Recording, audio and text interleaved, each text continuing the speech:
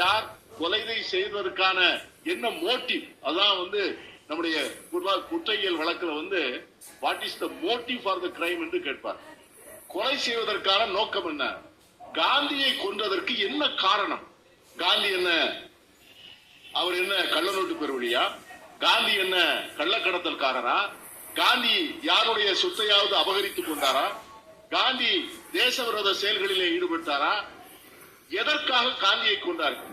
தன்னுடைய வாழ்க்கையில 40 ஆண்டுகள் ஒரு நாளைக்கு 15,000 கிலோமீட்டர் தூரத்தை காலாலே நடந்தவர். இந்த நாட்டில 75,000 கிலோமீட்டர் தூரத்தை தன் காலால் நடந்திருக்கிறார். சுதந்திர போராட்ட காலத்திலே ஒரு நாளைக்கு அவர் எழுதிய வார்த்தைகள் 700. 3வது வகுப்பு ரயில் பெட்டியிலே அவர் பயணம் செய்த மொத்த தூரம் 3 லட்சம் கிலோமீட்டர்.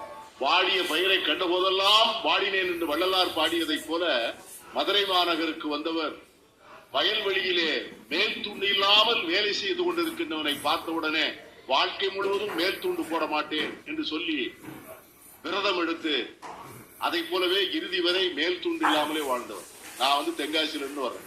தென்காசி பக்கத்துல குற்றாலம் இருக்கிறேன்.